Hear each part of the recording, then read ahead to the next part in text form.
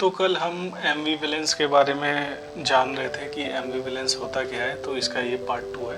तो एम्बिवलेंस में एक्चुअली होता ये है कि आपको सेम टाइम पे किसी एक चीज़ के लिए दो तरह के थॉट्स आते हैं। कि मान लीजिए कि आपने कुछ सोचा, आप बिजनेस करना चाहते हैं, तो आपके मन में सेम टाइम पे थॉट आएगा कि आप सक्सेसफुल हो सकते हैं।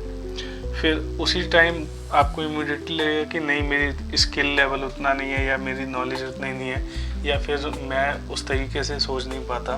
तो कई सारी चीज़ हो सकती है तो जिससे आपको इमीडिएटली लगेगा कि नहीं, मैं ये चीज़ नहीं कर सकता, और उसके आपको कॉन्स नज़र आएंगे कि, और ये भी साथ में होगा कि आप सक्सेसफुल हो जाते हैं तो आपको लगेगा कि मैं बहुत कुछ अचीव भी कर सकता हूँ या बहुत कुछ अच्छा भी हो सकता है। तो आप जब भी ऐसे सिचुएशन में फंसे तो आपको सबसे पहले एनालाइज करना चाहिए दोनों सिचुएशंस को कि एक्चुअली में कौन सा मतलब हिस्सा ज़्यादा स्ट्रॉन्गर है। ठीक है, तो अब जैसे कि अब एनालाइज करेंगे कि अगर मैं कोई काम करता हूँ, ठीक है, तो पहले ये देखिए कि आप क्या क्या लूज़ कर सकते हैं।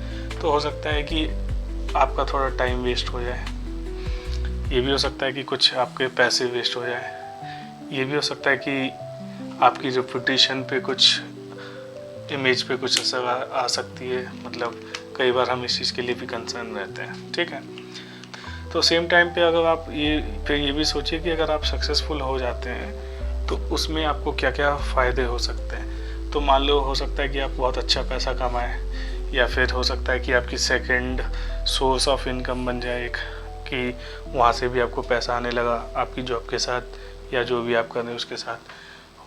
आपका कॉन्फिडेंस बूस्ट हो जाए कि अभी जो भी आपका कॉन्फिडेंस लेवल है तो वो बूस्ट हो जाएगा जब आप उस चीज़ में सक्सेसफुल होंगे। तो देखते हैं अब एग्जांपल के लिए कि आप मान लो आपने कंटेंट बनाना स्टार्ट किया, ठीक है, तो इसके क्या बेनिफिट हो सकते हैं कि आपके न्यू कनेक्शंस बनेंगे, फिर आपकी रीच बढ़ेगी, फिर आपका स्किल लेवल भी अपग्रेड होगा, इसके साथ आपका डिस्ट्रीब्यूशन भी बढ़ेगा।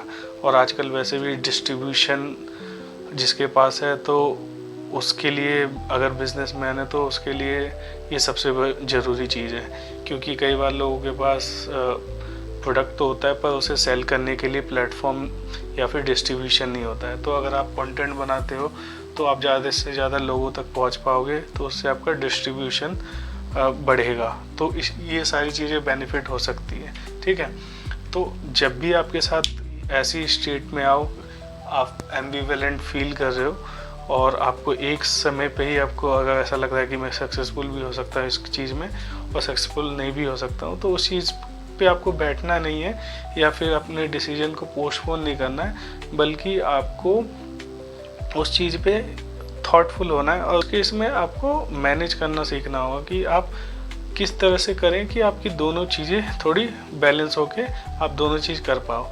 आपको अपना डिसीजन डिले नहीं करना है और उस पर स्टक नहीं रहना है, क्योंकि ज़्यादातर लोगों के साथ यही होता है। अगर आपको वीडियो पसंद आ रही है और आपको लगता है कि ये चीज़ें वैल्यूबल थी आपके लिए, तो मेरे को कमेंट करके बताएं ताकि मेरा भी हौसला जो है बूस्ट हो। और मिलते हैं नेक्स्ट वीडियो में।